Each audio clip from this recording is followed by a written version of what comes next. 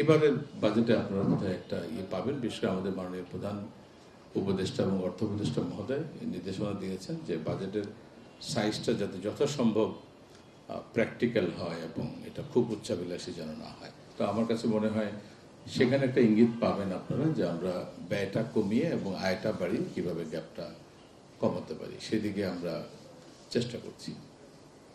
একইভাবে আমরা যখন রাজস্ব বাজেট নিয়ে আলাপ করছি কিভাবে আমাদের কর বাড়ানো যায়, এবং মাসুদ ভাই যথাযথ বলেছেন যে আমরা বিভিন্ন কারণে দীর্ঘদিন যাবৎ আমাদের ইনভেস্টমেন্ট বাড়ানোর জন্য, এমপ্লয়মেন্ট বাড়ানোর জন্য, আমাদের লোকাল ইনভেস্টর এবং ফরেন ডাইরেক্ট ইনভেস্টমেন্ট বাড়ানোর জন্য আমরা প্রচুর পরিমাণে কর ছাড় দিয়েছি। সেটারও দরকার ছিল, কারণ আমাদের সোসাইটিতে তো সেভাবে পুঁজি ছিল না।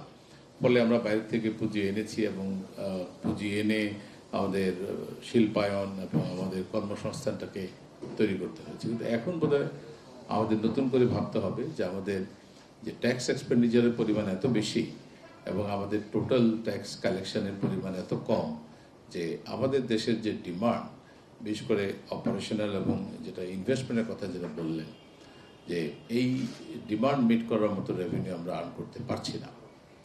এবং স্বাভাবিক ইনভেস্টমেন্টের ব্যাপারে বলেছেন যে আমরা যে প্রজেক্টগুলো নেই সেখানে প্রায়োরিটি প্রজেক্ট আমরা নেই কিনা, সবচেয়ে গুরুত্বপূর্ণ কাজটা করি কিনা, আমাদের প্রতিটা খরচ সঠিকভাবে আমরা করতে পারি কিনা, সেগুলো নিয়েও জনগণ প্রশ্ন তোলে যে আমরা হয়তো এইসব জায়গায় আরেকটু সচেতন হলে বাজেটের সাইজটা একটু ছোট হতে পারে এবং প্রায়োরিটি জায়গায় যদি আমরা খরচ করতে পারি তাহলে রেজাল্ট আরও অনেক ভালো হয়।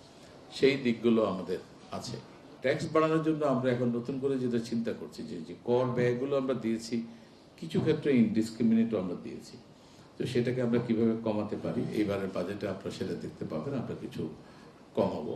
অ্যাট দ্য সেম টাইম আমরা একটা আমাদের মাননীয় অর্থ উপদেষ্টা মহোদয় নির্দেশনা দিয়েছেন একটা ট্যাক্স এক্সেমশন পলিসি তৈরি করতে, যেই পলিসিটা আইনে রিফ্লেক্ট হবে এবং সেখানে আমরা বলছি যে সরকার অথবা জাতীয় রাজস্ব বোর্ড কোনো ট্যাক্স এক্সপেন্ডিচার অ্যালাউ করতে পারবে না, এই ক্ষমতাটা পার্লামেন্টের হাতে যাবে।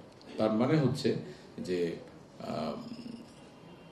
কারোর সাথে একটু ভালো সম্পর্ক আছে অথবা একটু ভালো মতো কনভিন্স করতে পারলাম আর আমি একটা এক্সামশন পেয়ে গেলাম, এই রাস্তাটাও কিন্তু সামনের দিকে খুব কঠিন হয়ে যাবে। আমরা সেই ধরনের পলিসির দিকেও আমরা যাচ্ছি। এমনিতে আমরা যেটা পাই আমাদের বিজনেস কমিউনিটি থেকে যে ধরনের সাজেশন পাই, প্রতিনিয়তই ট্যাক্স কমানোর সাজেশন, এবং সেক্ষেত্রে এটা একটা বড় চ্যালেঞ্জ আপনি কিভাবে ব্যালেন্সটা করবো।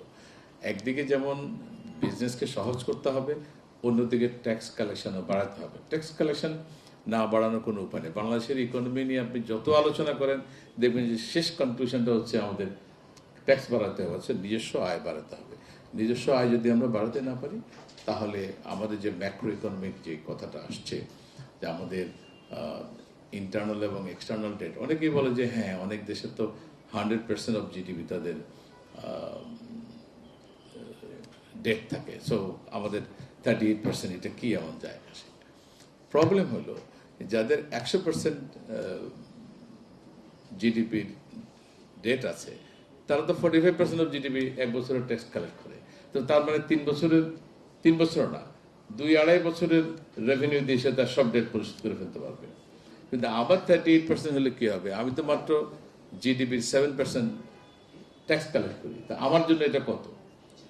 আমার জন্য এটা তো 5 গুণেরও বেশি।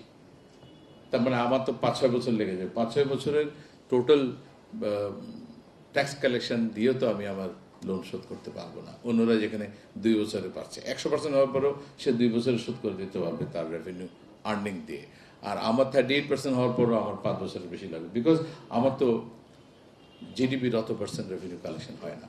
তো এই কারণে আমাদের এই বিষয়গুলো খেয়াল রাখতে হবে, এবং এটা আপনারা সবাই বুঝেন না যে তা না। আমাদের সবচেয়ে বড় প্রবলেম হচ্ছে গভর্নেন্স ইস্যু প্রতিটা জায়গাতেই। আমাদের যার যে কাজটা ঠিকমতো করার কথা আমরা সেভাবে করছি না, এবং প্রতিটা জায়গাতে আমাদের সিরিয়াস ডেভিয়েশন আছে, এবং সেই ডেভিয়েশনগুলোর কারণেই আমরা কিন্তু প্রত্যেকটা জায়গায় সাফার করছি। তো সে কারণে আমাদের রুল অফ লটাকে এস্টাবলিশ করা এবং প্রত্যেকের যেখানে যেখানে ডেভিয়েশন আছে চোখে আঙ্গুল দিয়ে দেখিয়ে দেওয়া এবং সেগুলোকে অ্যাড্রেস করা। আমরা এখন সেই কাজগুলো করারই চেষ্টা করছি।